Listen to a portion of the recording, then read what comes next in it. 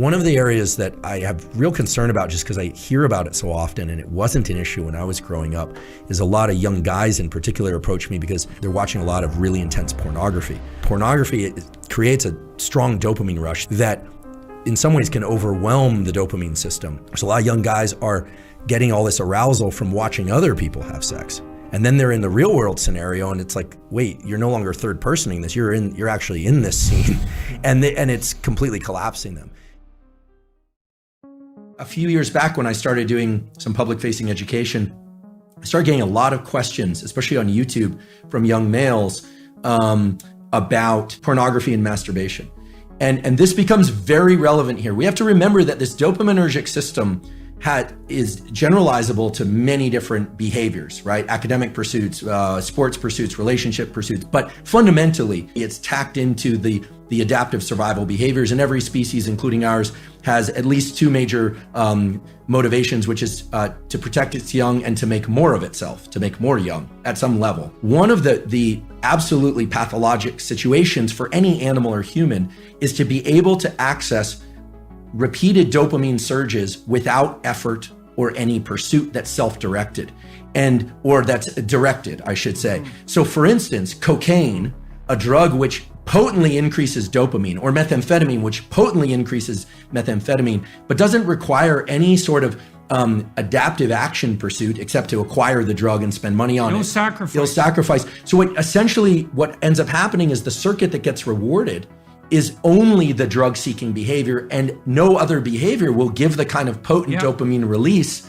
that cocaine or methamphetamine will, which is why they are so pernicious. Plus, they have that powerful reinforcing effect, right? So not only do you get that kick, but what's reinforced by the dopamine release is the behaviors that were right prior, particularly right prior to the ingestion. And if all that is the drug-taking behavior, that's all that develops. That's right. You build that monster inside your head. That's right. So I was starting to get a lot of questions. I was kind of surprised. They were asking whether or not masturbation was bad. They were asking whether or not masturbation with ejaculation was particularly bad. And here's my stance on this. But what we know for sure is that if an individual repeatedly engages in this circuitry, let's say masturbation and pornography, with increasingly potent forms of stimulation that are on a screen, a couple of things happen. First of all, what's being reinforced? What's being reinforced is a high dopaminergic response to watching other people engage in sexual behavior, which is very different than being in a first-person sexual experience. Okay, so right there, you know that what's being reinforced is not actually any kind of improvement in communication skills. It's voyeurism. As these questions started to come in more and more, I started to realize there was a lot of kind of undertones of people talking about fear of or experience with sexual dysfunction that clearly pornography can lead to. And here I'm specifically talking about males. So, and then you start to think about, okay, what happens in the cascade or the arc of sexual arousal and orgasm? What happens is that initially there's it's parasympathetically dominant, meaning if somebody is too stressed, they actually can't engage in sexual behavior. The arousal response doesn't occur. Erection is blunted, but the actual orgasm response and ejaculation is strongly associated with the so-called sympathetic nervous system, which has nothing to do with sympathy. It has everything to do with, it's a kind of a stress response. And then it reverses to a parasympathetic response.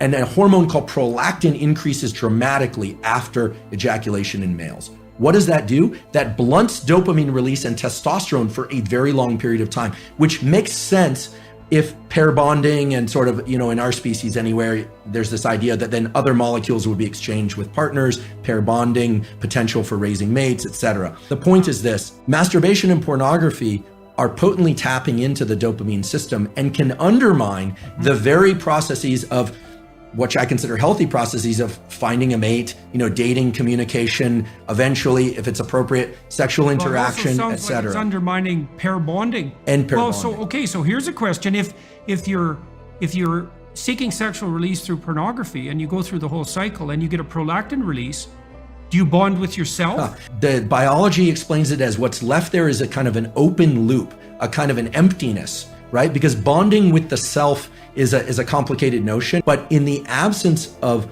a real partner there, absence of real sexual partner, there's an open loop of neurochemicals, including oxytocin and prolactin. The dopamine, remember, dopamine goes up during pursuit, anticipation, then peaks and then crashes below baseline after orgasm and ejaculation. So this kind of low that people fear is putting them into an amotivated state. We can think of this, if I were to kind of expand on it, would be of making your home environment filthy for a while, not actually putting you into this positive amplification of dopamine. So it depletes the dopamine system. And it's likewise in drugs of abuse and addiction, it eventually depletes the dopamine system. Initially, there's a huge dopamine surge with drugs of abuse, but over time, people are using more and more to achieve what is not such a great high. You even see this a little bit with kind of consumption of energy drinks. Like people are taking more and more chemicals within their energy drinks, and they're thinking about loud, fast music, energy drinks. It's kind of stacking of dopaminergic tools. I don't think we need to be entirely afraid of pursuing or engaging in things that release dopamine. Obviously, healthy sexual behavior, food that we love, social engagement, all of these things can be dopaminergic.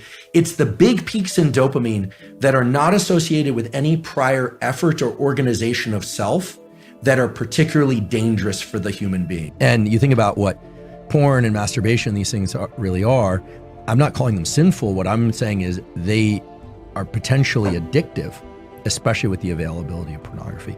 So, beware, just everyone's different, and people have to be careful about these circuitries. You really need to protect them. They're super valuable. And so I would say I would avoid pornography, frankly.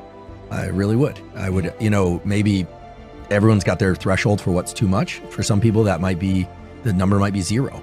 For other people, it might be something different, and it's going to vary.